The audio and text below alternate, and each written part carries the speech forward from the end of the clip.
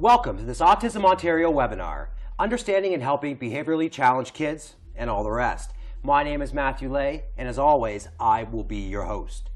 Behavior issues are common in many children, and those on the spectrum present their own unique set of challenges that we all need to consider. And you know that, because you're here today.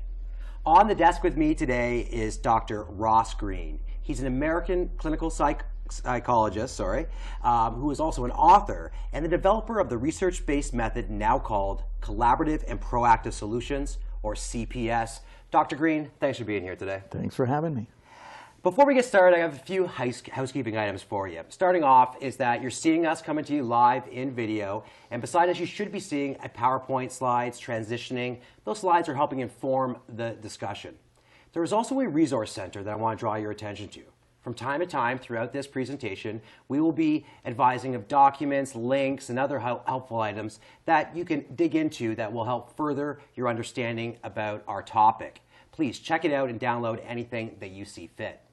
Also, since today is an on-demand only presentation, we ask that all questions on this matter be submitted at the Autism Ontario website. I'm sure you know where that is, and if you don't, we put that in the Resource Center as well.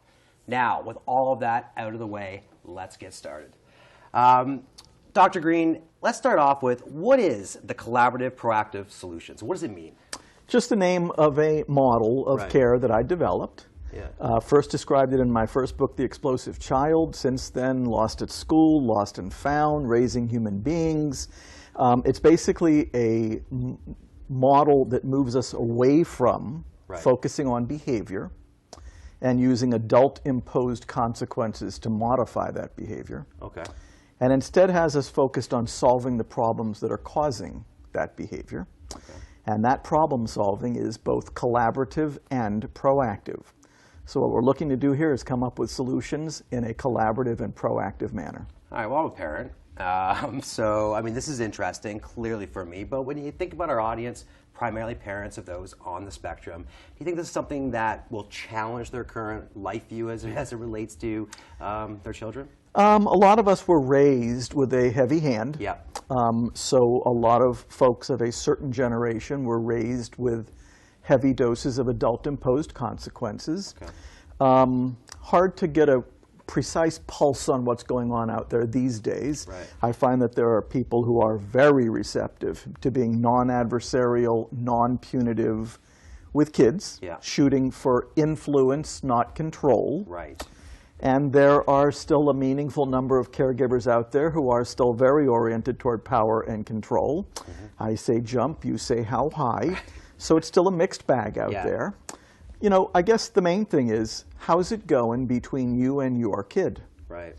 If there's a lot of conflict, if there's a lot of screaming, a lot of fighting, a lot of name calling, then I would say that things aren't going very well. Right. If your child has a lot of expectations that he or she is having difficulty meeting, oftentimes adult-imposed consequences, rewards, punishments, timeouts, stickers, aren't going to solve the problems that are causing the behaviors that we're giving timeouts for and giving stickers for in the first place.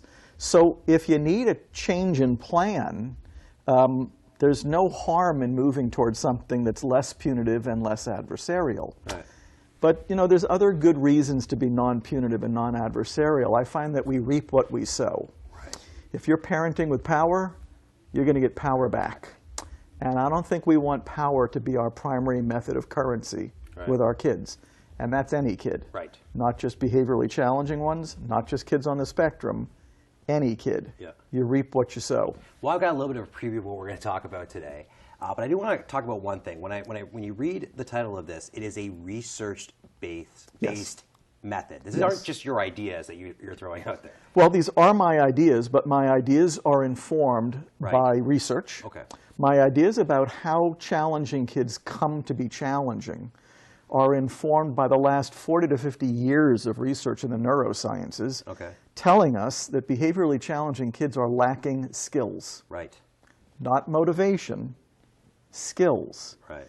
And that is a very important fork in the road. Yeah. Because if we think a kid is behaviorally challenging because he's poorly motivated, then we're going to do things to try to incentivize good behavior. Clearly. Right? But if we know that a kid is lacking skills, we're going to be teaching skills. Right. If we know that a kid has expectations that he's having difficulty meeting, and in this model those unmet expectations are called unsolved problems, well, now we are in the mode of problem solving, not incentivizing, Right. not consequencing.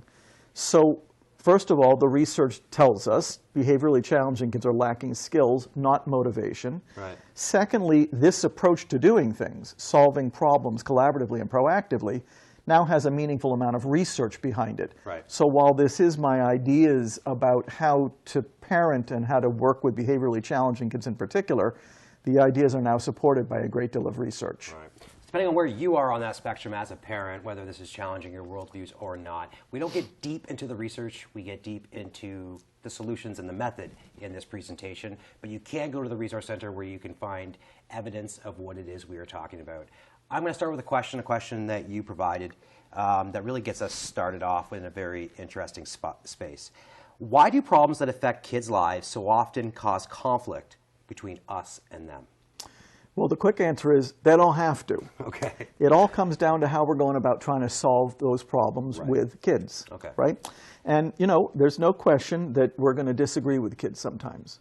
No question that sometimes kids are going to have difficulty meeting our expectations.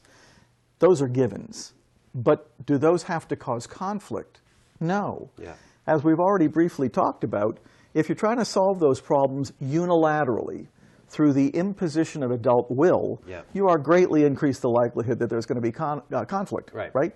If you're solving those problems collaboratively, if the kid has a full voice in helping us understand what's getting in his way, and is a full participant in trying to come up with solutions that work for both of us, you're not going to see conflict. So the real answer to that question is it doesn't have to cause conflict. It's all about how we go about trying to solve problems with our kids. Right. Conflict is not necessary. No reason for it. Oh, well, that is bold. Because I have a 9-year-old, and he's a great kid, and I wouldn't classify him as behaviorally challenging, but you know, there's some conflict there when things don't go the right way. The next question that we want to talk about are the ways in which we're going about parenting, teaching, and disciplining, and interacting with our kids, teaching the skills that foster the display of characteristics on the more positive side of human nature. No. As we've already talked about, if you use power, you're going to get power back. Right. Power and control is not the better side of human nature. But when you're solving problems collaboratively and proactively, you're not just solving problems, which is great in and of itself. Yeah. But the bonus is that you're also teaching the skills that are on the better side of human nature. Right. Skills like empathy and appreciating how one's behavior is affecting other people, and resolving disagreements without conflict, and taking another person's perspective. Yeah. These are the skills that protect us. These are the skills that have us looking good. Right. When those skills are there, human beings tend to look good. When those skills are absent, humans tend to display their uglier side. Right. We need to be parenting in ways that not only get kids to behave themselves, but also that teach them the skills that are on the better side of human nature. Model those skills. Modeling is the word of the day. Kids need to be taught those skills that I just mentioned explicitly. They need opportunities for practicing them. Right. But most especially, they need us to be showing them what those skills look like. Right. And when we're using power, we are not showing them what empathy looks like. Right. Nothing worse than when you see your kid doing something that you might have done somewhere else, and you look at them across the room and they're doing it, and you realize they got that from me, and that is not necessarily a good thing. Okay, let's get into the presentation, and we're going to talk about the themes. Yes. We got a series of themes here. The first one is an emphasis on problem solving. Yes. Lots of people out there, parents, teachers, lots of folks out there are still very oriented toward looking at a kid's challenging behavior and trying to modify it. Right. Right? This is not a model that does this. This is a model that focuses on the problems that are causing those behaviors and solving them. Okay. Problem solving versus behavior modification. Right. In this model, we view behavior simply as the signal, the fever, Okay. the way the kid is communicating I'm having difficulty meeting certain expectations. Right. If all we do is modify the behavior, the problems that are causing those behaviors are still there. Right. But if we're busy solving the problems that are causing those behaviors, not only do the behaviors subside, Right. the problems get solved. And I'm talking about problems, unmet expectations as benign, seemingly benign, Right. as brushing one's teeth before one goes to bed, Yeah. to ones that can be a little bit bigger, like homework completion, Right. to ones, especially in older kids, that feel more serious, like unsafe sex, substance use, not coming home for curfew, skipping school. They're all problems that need to be solved. Right. And while I'd be the first to agree that some are more serious than others, Yeah. I've always been amazed at how big of an explosion difficulty brushing teeth can cause. Wow. And so on the scale of how much upset is this unsolved problem going to cause, Yeah. they're actually on a fairly level playing field, right? Right. There are countless explosions going on in Canada and the United States right this minute Yeah. over teeth brushing, Right. right? And over homework. All of them are problems that need to be solved. Right. But if all we're focused on is the behavior, or what we might call the aftermath, Right. Brush your teeth, kids screaming at us, swearing at us. Yeah. If we're primarily paying attention to the screaming and swearing, I'll tell you what we're not paying attention to. How are we going to solve that problem that caused the kid to start screaming and swearing in the first place? Instead of just brushing his teeth. Correct. I'd be the first to agree. Having a kid swear and scream at you is not okay. Yeah. This is all a matter of what should we be working on. Yeah. You might be able to get the kid to stop screaming and swearing at you, but if he's still having difficulty brushing his teeth at night, that problem still isn't solved. Yeah. But if you can solve it, he's not swearing and screaming at you anymore. Okay, well, we don't have a live audience today, so I'm going to be the voice of the parent. What happens when we go away? So the reaction is screaming, hollering, swearing, whatever it is. You've done this great approach of solving the problem of brushing the teeth. Yes. But tomorrow he's at school where people maybe aren't as collaborative. If people aren't as collaborative, at least we have one trial in there of this kid getting better at the global skill of problem solving. So if somebody throws a monkey wrench at him, if somebody throws a curveball at him, at least he is one increment further down the road of knowing how to solve that problem. Right. Some interesting research has been done on what skills kids are going to need in the future to be successful. Problem solving and collaboration are among the top 5. Blind adherence to authority doesn't even make the list. Right. No, it doesn't. Well, especially you look at top places to work and all of that. It's all about collaborative and whatnot. Let's move on to the next theme. The clash of the two forces. Yes. The clash of the two forces tells us when challenging behavior occurs. Okay. And that's a very important question. We've already actually answered why. Yeah. Why are challenging kids challenging? Because they're lacking the skills to not be challenging. Right. When are they challenging? When the expectations being placed upon them outstrip their skills. Okay. So in other words, there are two forces in play here. Lagging skills, Right. expectations. When those two forces clash, the likelihood of challenging behavior has been greatly heightened. A lot of a kid's outcome, a lot of an adult's outcome, comes down to the interface between skills and expectations. That's why I'm not an accountant. If I had become an accountant, there would be a very bad interface between skills and expectations. Right. I'm a psychologist, a much more compatible fit for the skills that I have. When those forces clash, and a lot of adults want to know when, right? Because a lot of times we're accustomed to saying, he just does poorly when he feels like it. He does well when he feels like. We say, there's all kinds of things we say, right? He's just seeking attention when he's behaving badly. He's manipulating us. He's coercing us into capitulating to his wishes. He's testing limits. I don't say any of that stuff. Right. All those explanations are gone when you're implementing this model. When are challenging kids challenging? When expectations outstrip skills, period. Is this something that, parents out there might be saying, okay, but how do I know when that's the case? I feel like I've set reasonable expectations on my child. Is there any litmus test for understanding when this happens? If an expectation is causing challenging behavior, something funky's going on. Okay. Okay? Now, First of all, the expectation might not be as reasonable as we thought it was. Right. Right? Just because most 8-year-olds can do it doesn't mean this 8-year-old can do it. Right. But secondly, something's getting, forget developmental age, something's getting in the way of the kid meeting that expectation. Yeah. And this is where we adults tend to go to town on theorizing about what's getting in the kid's way, when in fact, as we'll talk about soon, your best source of information on what's getting in the kid's way on meeting a particular expectation is the kid. Right, ask them.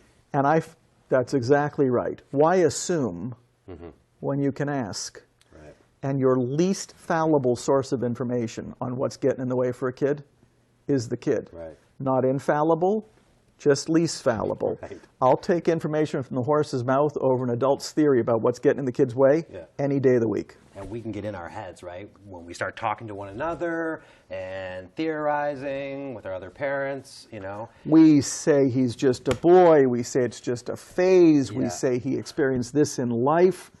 What's amazing is I've never had a kid tell me that he's just going through a phase as an explanation for why he's having difficulty doing his homework. Right. Never had a kid say, well, I'm just a boy, you know.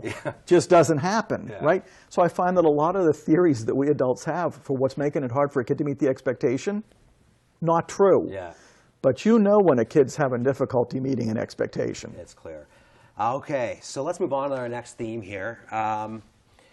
So problem solving being collaborative rather than unilateral. We've talked about this, right? Yes. Collaborative is far preferable to unilateral, something you're doing with the kid, not to him. Right. I don't know many people who enjoy having other people impose their will on them. Right. I don't know any kids who are real into that either. Right. Kids and all the rest of us respond a whole lot more positively when solving the problems that affect their lives is something that's being done with them rather than to them. That's the collaborative part. Right. The proactive part, which we're getting to next, is that if you want to solve a problem collaboratively, waiting until the problem comes up again in the heat of the moment is lousy timing. Yeah. Now, this is actually a very important point, because a lot of caregivers will say to me, but we never know when he's going to blow. Right. He always blows up from out of the blue. He's totally unpredictable. Not true. Right. If you answer two very important questions up front. Those questions are why? Why are challenging kids challenging? We've already answered that question. Because they're lacking the skills to not be challenging. Right. When? When expectations outstrip skills. When we answer those two questions up front, what skills is this kid lacking? What expectations is this kid having difficulty meeting? This is a very predictable kid.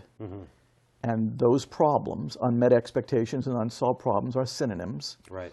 Those problems can be solved proactively if they're predictable. So one of the most important things I help caregivers do is make a list of every expectation their kid is having difficulty reliably meeting. Okay. The minute they have their list, this is a very predictable kid, and they can start solving those problems one at a time, collaboratively and proactively. A couple questions about proactive and collaborative, right? And I'm going to go back to the toothbrushing one because I think it's going to be our metaphor for the sieve. So it happens, right? It's 8:22 or whatever time we're recording at night. It's time to brush teeth, and the explosion occurs. Yes.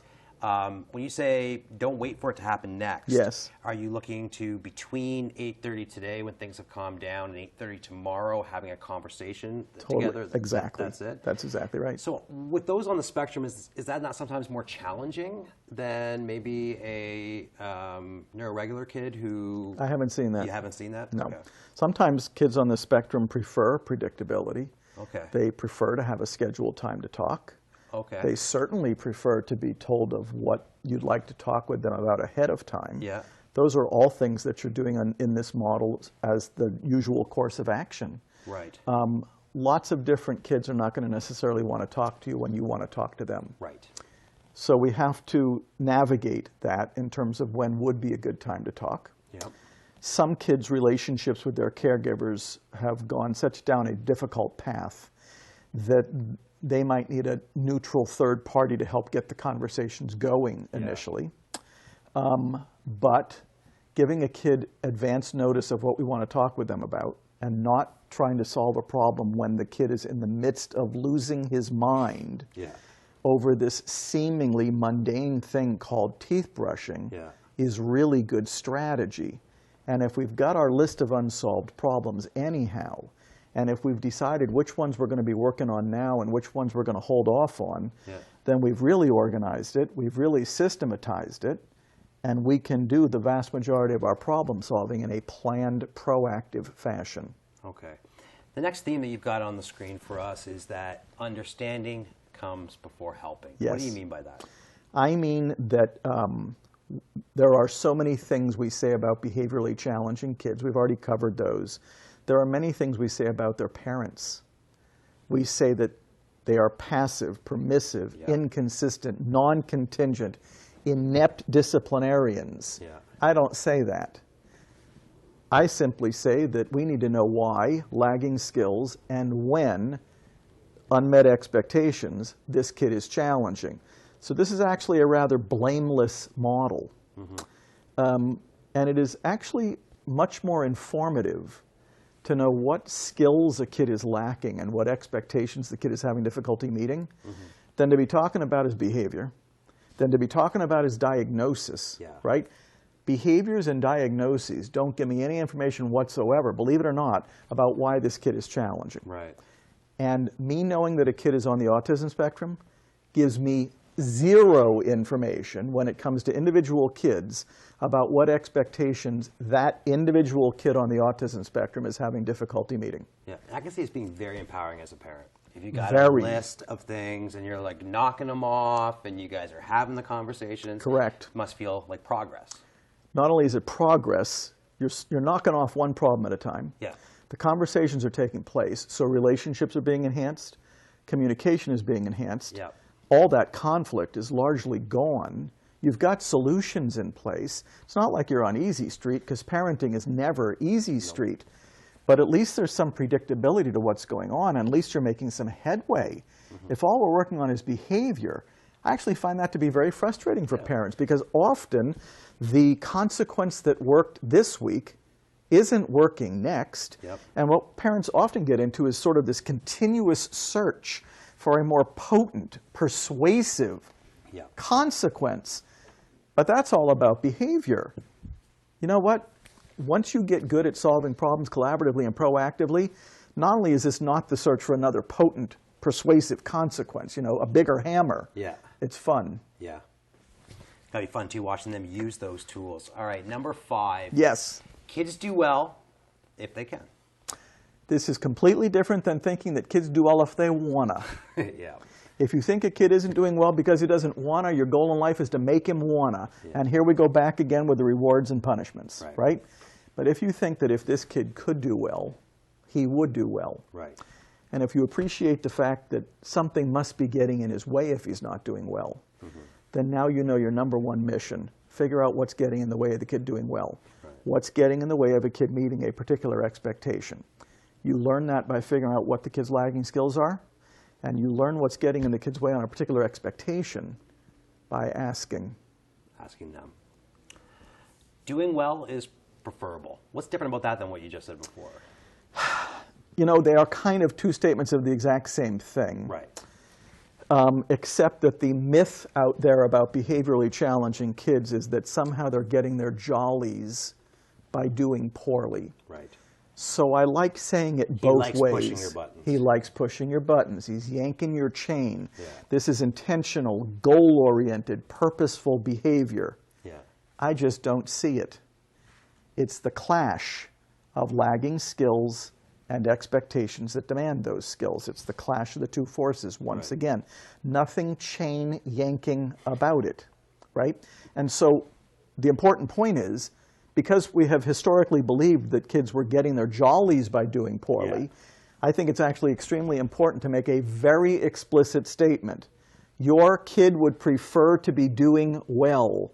Something is getting in his way. What's getting in his way is lagging skills and difficulty meeting certain expectations, and those are things parents can do something about. Okay. I'm assuming in your practice and in your research that you've noted a number of skills Yes. that behaviorally challenged kids are lacking. Yes. Right, in general. So let's talk about some of those. And this is not mostly my research. This is the research that's accumulated over the last 40 to 50 years, mostly Right. done by other people. Right. And there's 5 categories of them. I don't actually find the categories to be that meaningful, but the categories are executive skills, Right. which are very familiar to most people these days because of a lot of people are out there talking about them. Right. Language processing and communication skills. Huge, Yes. because language is the mechanism by which we think. Right. And thinking is crucial to solving problems. Right. And being flexible and adaptable and tolerating frustration. Emotion regulation skills are being talked about quite a bit Yeah. these days. Do you have tons of frustration and anxiety in response to a problem? Or do you have just enough frustration and anxiety to mobilize you and propel you into action, Right. into solving that problem? Many behaviorally challenging kids are very overreactive to the slightest of problems or frustrations. They're losing it just because those are skills they don't have. Right. Cognitive flexibility skills. Now, these are among the ones that are fairly common among kids on the autism spectrum, Right. or at least the lack of them. These kids are lacking what we might call the skill of gray thinking. Right. It's black or it's white. Black or white thinking. These are very rigid, inflexible, concrete, black and white thinkers. Yeah. I often refer to them as a black and white thinker living in a gray world, Makes sense. because the world is gray Yeah. and they are not. And there's a clash right there. Mm-hmm. And social skills, we're talking about things like that kids on the spectrum often have difficulty with as well. Entering a group, starting a conversation, reading facial expression. Yeah. But it's not just kids on the spectrum who have difficulty with empathy, appreciating how one's behavior is affecting others, resolving disagreements in ways that don't involve conflict, taking another person's perspective. That's all of us. That is, yeah. We all need help on those. Right. When we look at these, you put these up on, Yep. your screen. Is this because these are things that parents should be looking at, improving upon, like going into? Is that why they're here? Less so that, Okay. and more so, although what the research tells us is that when you're solving problems collaboratively and proactively, these skills are improving at the same time. Right. But the main reason they're up there is to change our lenses. Okay. So we stop saying attention-seeking, manipulative, coercive, unmotivated, limit testing, blah, blah, blah. Right. One of the things people say about this model is that it changes the lenses and it changes the language. Right. What we should be talking about is lagging skills and unsolved problems. What skills is this kid lacking? Yeah. What expectations is this kid having difficulty meeting? And I find that when those are the two things we are talking about, diagnoses become less informative, Yep. behavior becomes utterly uninformative. Yeah. All our theories about this kid's difficulties, it turns out they're not true anyhow. Yeah. This becomes the language. Lagging skills, unsolved problems. And the lens at which we look at the problems that we face. You said something earlier about fostering better human nature. Yes. What are 5 skills that you find do that? We've just covered them. Okay. Empathy, Right. which I would call the most precious of all human emotions. Right. And I also think that a lot of us are suffering from a very bad case of empathy fatigue, because we are just being bombarded with demands for empathy. Right. There's such horrible things going on in the world, Yeah. both humans and animals. There's just such suffering in the world that we are now very well aware of, Yeah. that it's sort of hard to maintain your compassion and your empathy. Yeah. So there's things I read about in the newspaper that just do not cause me any feeling whatsoever, Right. even though they're horrible. We can't lose our empathy. It's Yeah. the most precious thing human beings bring to the table. But appreciating how one's behavior is affecting others, huge. Resolving disagreements in ways that don't involve conflict, huge. Taking another person's perspective, massive. Honesty, huge. As I said earlier, when those skills are present, we see the better side of human nature. Right. When those skills are absent, we don't. Here's the beauty of it. When we are solving problems collaboratively and proactively, the research tells us we are teaching those skills as well. Right, because we have to be empathetic if we're going to be doing that. We have to be, or it's just not going to work. That's correct. We're going to go back to the old model. Move on to our adult roles. Big. What is the role of the adult in this scenario? There's two of them. Okay. First of all, adults have to realize that regardless of their role in a kid's life, parent, teacher, coach, staff in a facility, you are in one of the helping professions. Parenting is one of the helping professions. And helpers abide by two important roles. Helpers help. Yep. Helpers have thick skin. Many helpers in our world are still doing things that are not helpful. They're damaging. Yep. The life of a behaviorally challenging kid, even though that kid may be making other people miserable through his behavior, behaviorally challenging kids get the worst our society has to offer by mere virtue of the fact that they are expressing the fact that they're having difficulty meeting expectations in ways that are more extreme. In North America, we paddle them at school hundreds of thousands of times a day. That's not Canada, that's the United States. Yeah. We suspend them, we give them detentions. We wrestle them to the ground in a 4-point restraint. We put them in solitary confinement. We throw them in a padded room. We arrest them at school. We hit them at home. We refer them to the juvenile justice system, often for rather minor infractions. Yes. Very unlucky to be a behaviorally challenging kid, because you are expressing the fact that you're having difficulty meeting expectations in ways that are more extreme, when in fact there are more helpful things that us helpers could be doing, like the two things on that slide. Figure out what skills the kid is lacking and what expectations the kid is having difficulty meeting. Start solving the problems in a way that is collaborative and proactive. When we solve problems collaboratively and proactively, we buy ourselves a problem-solving partner, the kid. We involve kids in solving the problems that affect their lives. Now, why would we all leave the kid out of the loop on solving the problems that affect the kid's life? We come up with solutions that are a whole lot more durable and a whole lot more effective because the caregivers aren't flying solo. They got a partner. And as we've already been talking about, when you're solving problems collaboratively and proactively, you are simultaneously teaching the kid the skills he or she is lacking. And need to do this in the future when you're not in the room. You got it. Let's get practical for a second. Okay, so it's now 8:36 at night, and still losing his mind, my son, because he can't brush his teeth, or he doesn't want to brush his teeth. What does it look like? You said you don't want to be giving them, what does proactive problem solving look like with a child? Got it. Especially those that are behaviorally challenged. Well, first of all, you have three options in response to those unsolved problems, right? Three options.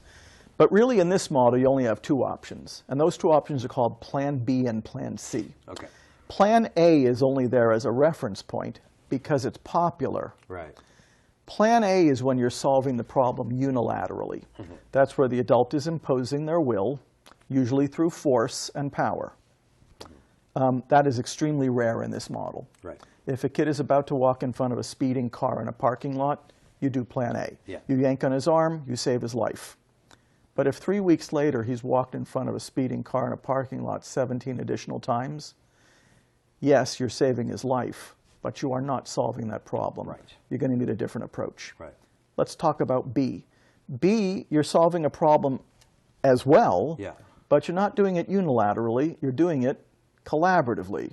You have a partner, and preferably proactively as well. Plan C.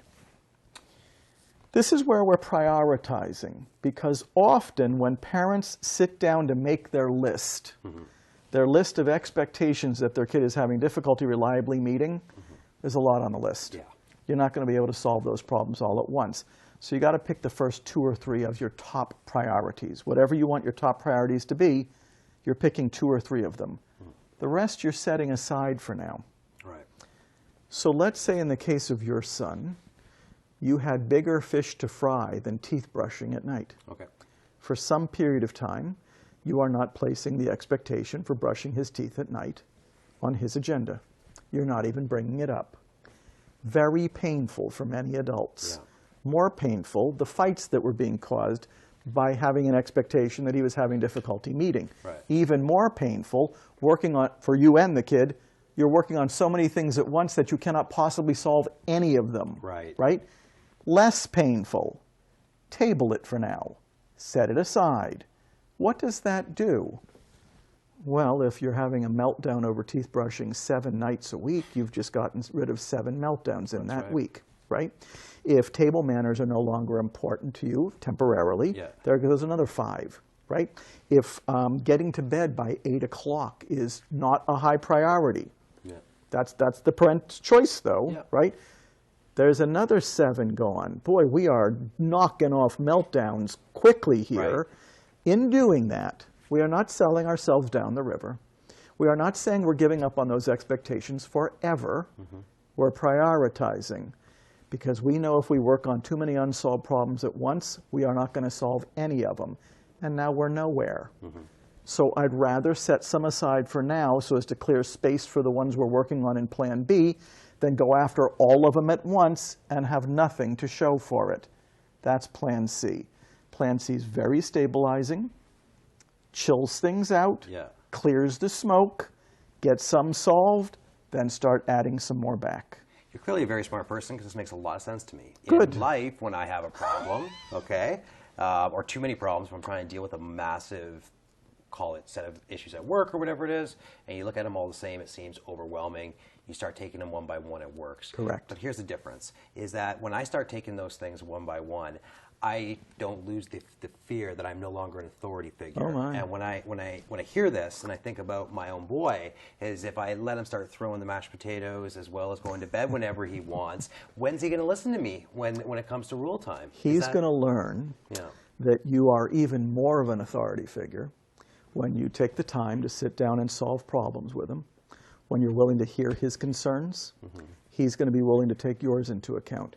And y'all are going to work together toward a solution.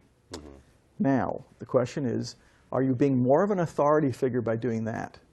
Are you being more of an authority figure by having dozens of meltdowns a week and still not getting your expectations met? So it's an interesting definition of authority. Right. I don't think having conflict with your kid is central ingredient to being an authority figure. Right. And in fact, the more conflict you cause, the less credibility you have as an authority figure. Here's the good news, though. You're still very much an authority figure when you're solving problems with your kid, because your concerns are still getting addressed with Plan B. Right. It's just that with Plan A, your kid's concerns weren't getting addressed, which is why you haven't solved any problems yet. I don't call that being an authority figure. I also think authority figures are smart.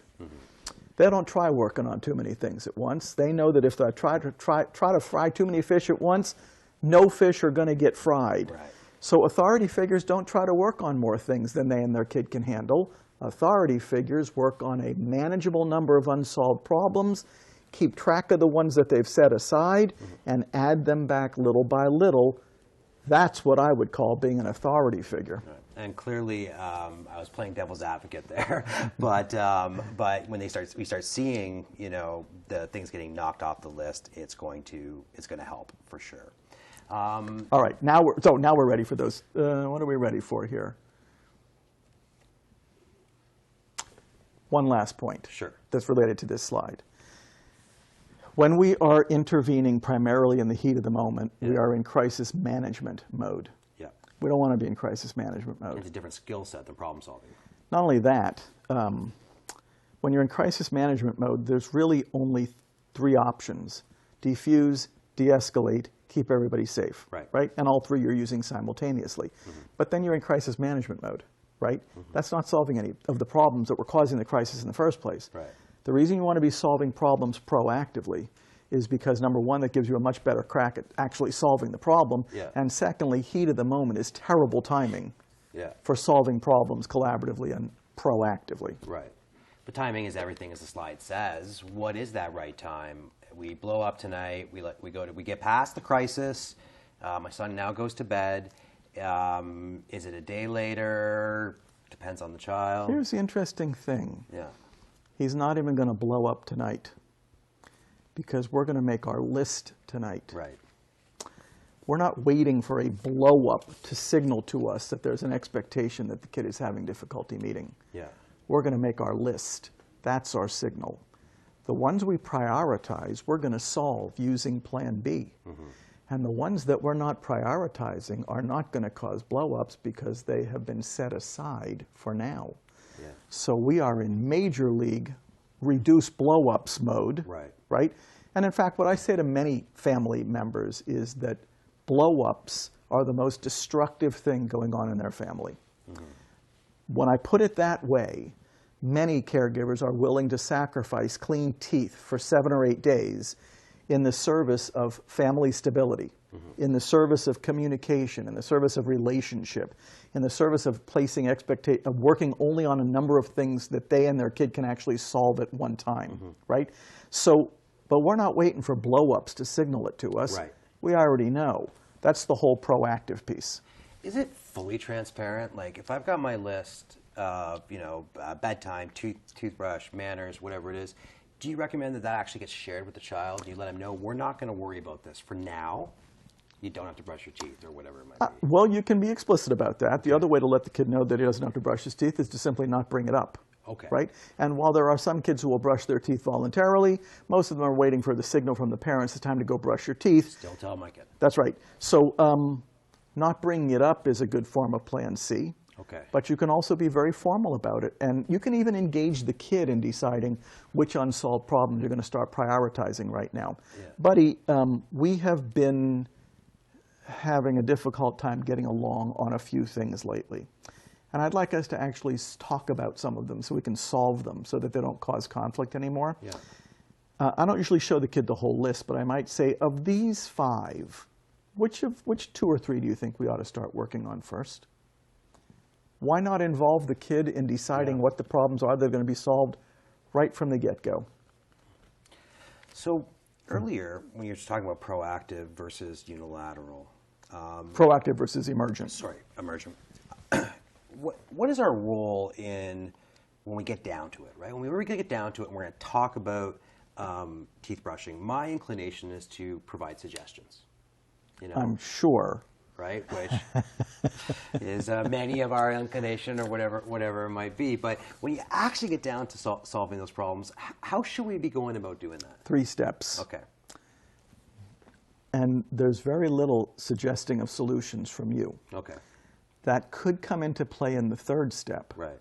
But the problem with suggesting solutions right from the get-go is that we are suggesting solutions blindly. Because we don't yet know what's getting in the kid's way. We have theories about what's getting in the kid's way, and often our suggestions are related to our theories, but our theories are usually wrong, which makes our suggestions complete shots in the dark. Maybe it's because of this. Why don't you try this? Correct. So as an example, let's stick with toothbrushing, right? Let's say our theory is that the kid doesn't like the feel of the bristles on his gums. That's our theory. We haven't asked him. No. That's our theory. So we go out and we buy him 5 different toothbrushes, right? And we say to him, now you should brush your teeth because one of these is definitely going to work. Yeah. Correct. When if we had done the 3 steps, we would have found it in the very first step that it has nothing to do with the bristles. It has to do with the taste of the toothpaste, right? So this is a perfect example of a shotgun approach to solving problems, right? I've decided that because you're having difficulty doing your homework, I'm going to hire you a tutor. That would be great if the kid's concern was that he needed help learning. Help learning. Yeah. But if the kid's concern is that he's exhausted when he gets home from soccer practice, the tutor ain't going to cut it. Yeah. So the whole goal here is to get rid of adult theories and ask. And that's the first step of what I call Plan B, right? It's the empathy step. It's where we are gathering information from the kid so as to achieve the clearest possible understanding of his concern, perspective, point of view on a particular unsolved problem. Right. If we don't know what his concerns are, we're not going to be able to address them. Right. Step number 2. This is why many caregivers feel okay about Plan B. Yeah. Because it's your concerns that are being expressed in the Define Adult Concern step, right? I bet you have concerns about your kid not brushing his teeth. I'm assuming, I don't like to assume, let's ask, What are your concerns about your kid having difficulty brushing his teeth? Well, that is, he's going to have tooth decay, bad oral hygiene can lead to other ailments and that sort of thing, bad breath during the day, all kinds of outcomes. Could cost you extra money to get them fixed, That's right? Yeah. Those are the typical adult concerns on teeth brushing, but adults also have concerns about difficulty going to bed at a certain time at night, right? Difficulty getting off the computer to come to dinner, Right. difficulty getting off the computer to do homework. Adults have very legitimate concerns about those things. The thing is, kids have legitimate concerns too. Right. And in this model, the concerns of both parties are of exactly equal legitimacy. Right. If we think that the parents' concerns trump the kids' concerns, the minute we think that, we are no longer collaborating with our kid because we've decided our concerns are more important. Right. We've got to address those concerns. But parents are going to get their concerns addressed with Plan B. That's what the second step is for. Right. The third step is called the invitation. This is where we and the kid are collaborating on a solution. But this is the most important thing I'm going to say in the whole webinar. The solution has to meet two criteria. It's got to be realistic, meaning both parties can truly do what they're agreeing to do. Right. I can't tell you how often I see adults signing off on solutions they know the kid can't do. I can't tell you how often I see kids making suggestions for solutions that if they gave it a moment's thought, they'd realize they can't do. Right? And it's not just kids who can't do the solutions. Sometimes adults agree to things that they can't do. We will try every toothpaste in the world. Correct. Until we find the one that you like the taste of. Bingo. Unrealistic. Right?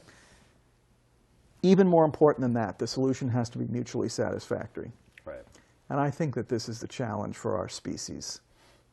How to come up with solutions that address the concerns of both parties. Yeah.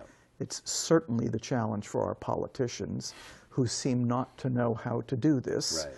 But they work in a system that was designed to be adversarial, that was designed to be about power. That doesn't mean we got to parent that way. Yeah. I would not use most politicians as my role model for parenting. They're operating under a completely different set of rules than we are. Yeah. We're going to be collaborative. We're going to come up with a solution that addresses the concerns of both parties. As I'm always saying, if the solution isn't realistic and mutually satisfactory, I promise you, this problem is not yet solved. But it's okay for me to go into this problem with my own step 2, my adult concern, that states in my mind that we're not coming out of this without a solution that has my son brushing his teeth every night. Because I know you do not want to do that. Okay. Because your concern, your solution is that he brushes his teeth every night. Right. Your concern is that he will get cavities.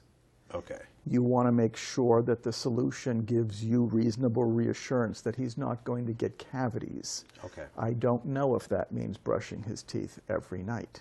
Well, assuming that the Ontario Dental Association states that good oral hygiene indicates a daily brushing, I think it says more than that, but let's just say it's a daily brushing. Okay. As a parent with this legitimate concern about my son's oral hygiene, should I not go into knowing that at the end of all of this, that my solution, that it's going to be mutual, but my solution is going to include some element of getting towards a daily brush?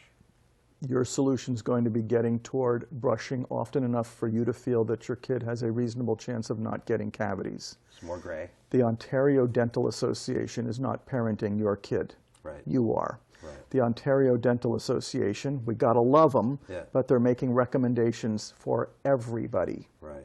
No recommendation works for everybody. Right. I got this bet that the Ontario Dental Association would say, if 7 times a week is going to cause havoc in your household, do it 5. Right.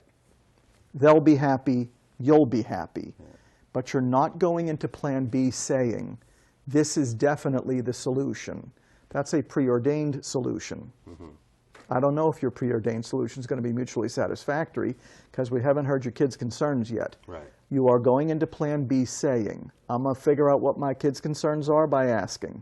Right. I'm going to lay my concerns on the table. And we are going to come up with a solution that addresses the concerns of both parties. Right. And it is unlikely that that is your preordained solution. Right. So talk to me about how are these skills taught? How do you teach these skills to the kids? Well, let's think about each of the 3 steps Right. and what skill each step might teach. Okay. But it depends a little bit on who we're talking about. If we're talking about the kid, Yeah. After the little exercise we just went through, I'm assuming that both sides have something to learn from the process. well, here's the good news. Yeah. We're all lacking skills. Right. Every single human being is lacking skills. Yeah. So we all have something to learn in doing Plan B. Yeah. But if we're talking about the kid, what skills is the kid learning in the empathy step? The kid is learning how to figure out what his concerns are.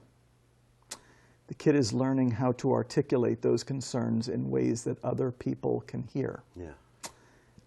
I can only imagine how many violent acts are committed in our society by people who don't know what their concerns are. They just know that they're mad Yep. and do not have the wherewithal to tell us what they are. Crucial skills being taught to the kid in the empathy step. What skills are the caregivers learning in the empathy step? Yeah. Well, I mean, they're getting to the root of the problem. They're understanding. It's more easier for them to understand their child's concerns. Listening, empathy, Yeah. taking another person's perspective, huge, Right. and being modeled. What skills is the kid learning in the define adult concern step? Listening, empathy, taking another person's perspective, Right. appreciating how one's behavior is affecting other people. These skills should be sounding very familiar to our viewers at this point. Yeah. What skills are the caregivers learning? The exact same skills that the kid learned in the empathy step. And what skills are both parties learning in the invitation? How to resolve disagreements without conflict. Right. How to come to the recognition that just because you have a solution doesn't mean that solution is going to be realistic and mutually satisfactory. Right. And if it isn't realistic and mutually satisfactory, it's just going to cause conflict if you impose it. Right. We human beings do have the capacity to resolve disagreements without conflict. Yeah. We even have the technology. We need to start using it. Makes sense. So on all of that, Jack, I know you sometimes watch these. You still have to brush your teeth every night. We've gotten through that. Okay. Leading up to this, we had a whole bunch of our viewers and our registrants. They submitted some questions, so I'm going to try and get them some answers, as that is our commitment to you. Again, if you don't get all the answers that you're looking for on this one, go to the Autism Ontario website, check out the resource section. There will be links for you to use there. First question comes from a parent. How much does one's own childhood experience influence your ability to fully adopt to the CPS approach? This is an amazing question. Amazing a lot of times means I haven't heard it too often, Yeah. right? You know, I work with parents who you're either going to react against or in favor of the way you were parented. Right. So I work with parents who were raised by very permissive caregivers and are saying, you know, I would have liked a little bit more guidance. I'm going to take a heavier hand, right? I also work with many, many caregivers who had abusive childhoods Right. and feel that their parents parented, if you want to call that parenting, Yeah. in ways that were completely over the top and unreasonable. And they don't want to be that for their kid. Yeah. So I had this mom who I was working with once who did have a pretty severe trauma history. And she said to me, I don't want to parent the way my parents did, so I don't want to do Plan A. She said, but I also don't want to be a wet dish rag, so I don't want to do Plan C. Neither of those is actually the true definition of A or C, but she got the basic idea. Yeah. She said, so what am I going to do? I said, you're going to do Plan B. Right. Because in Plan B, you are neither being passive and permissive, nor over the top in the authority department. Yeah. You aren't shooting for power and control. You're shooting for collaboration and influence. So what I find is that there's something in Plan B for people, no matter how they were parented. Right.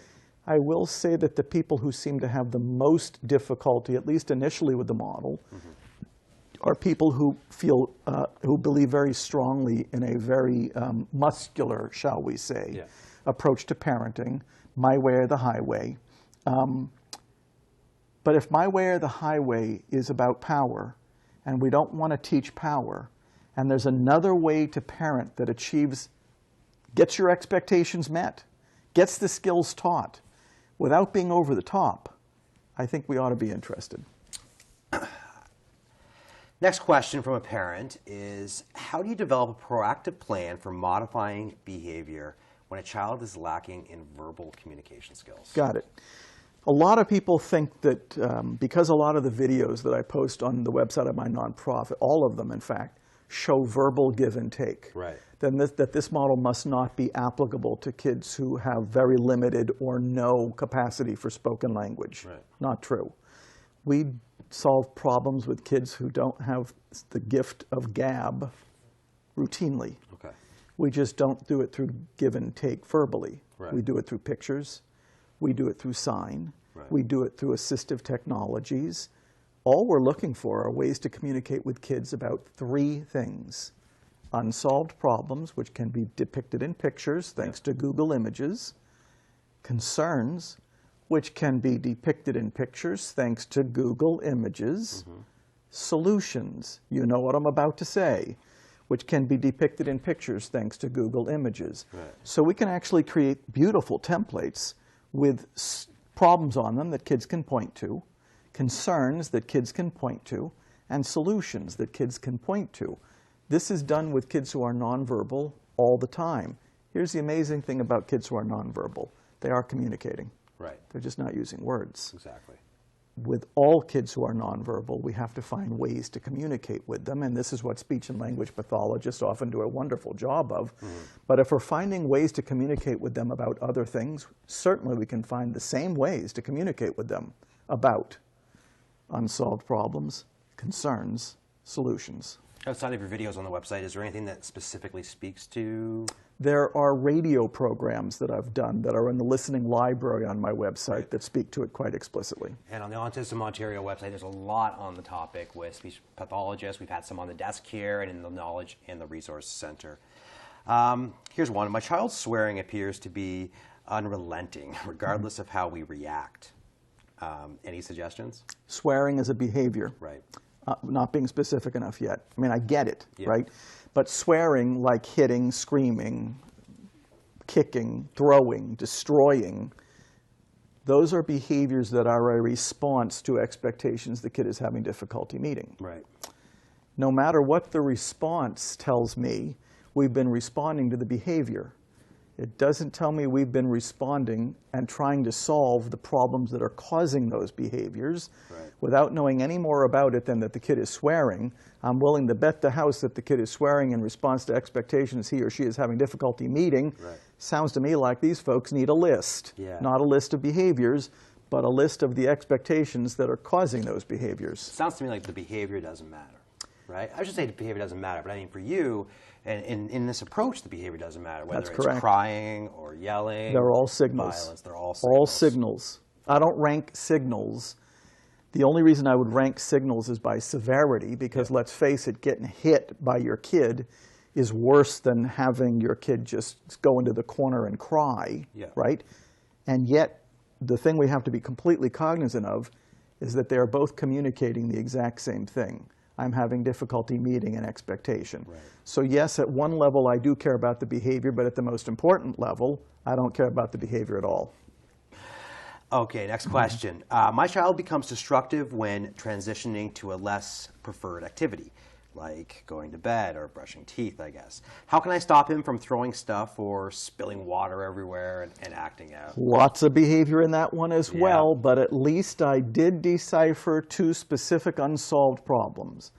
Difficulty going to bed at night, and I would add whatever time we expect him to go to bed, because that's part of the problem, part of the expectation, and difficulty brushing teeth. At night, I'd want to add a little bit more detail to that one, because that would make that one more specific. Yeah.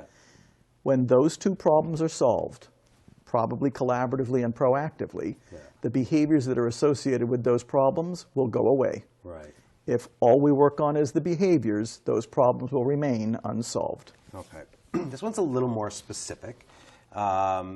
Electronics are strong preferred method of play. Warnings and timers are simply not doing the trick when it's time to turn off.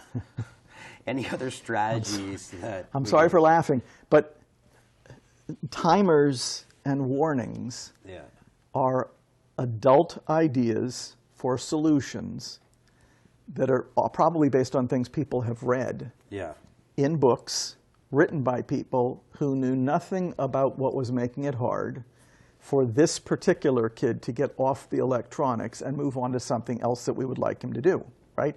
So in the same way that we're not going to go out and buy 5 different toothbrushes, if it's the taste of the toothpaste, we got to find out from the kid in the empathy step of Plan B what's making it hard to get off the electronics. Right. Timers are popular.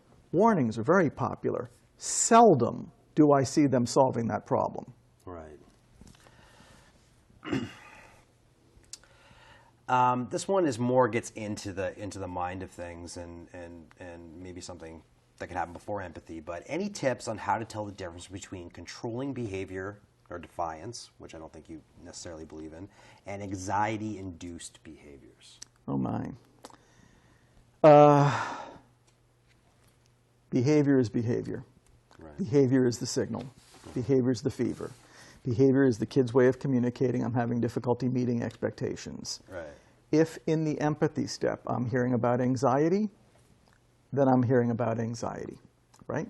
If in the empathy step I'm hearing about being cranky, depressed, irritable, cranky, grouchy, right? Then that's what I'm hearing about. I'm not going to come to any judgments about what the behavior is communicating. Right. Except the fact that it's telling us that the kid is having difficulty meeting an expectation.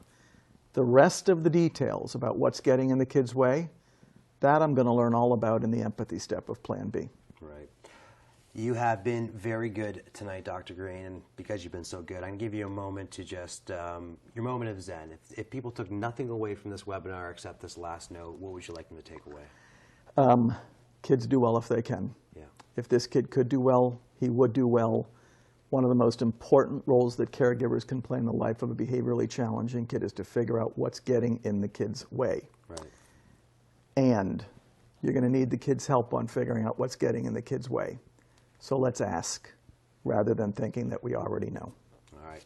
Very good and very optimistic way of looking at things. Dr. Greene, thank you so much for your time today. That's all the time we got, guys. As always, this webinar will be available ongoing on the Autism Ontario website, along with all of our other great programming. So if you know someone who you think might benefit from the presentation, feel free to share it with them. Before you go, check out the resource section, download any and all documents that you need. If your questions weren't answered, go to the Autism Ontario website or the Knowledge Center, and we'll see you next time on our next Autism Ontario webinar.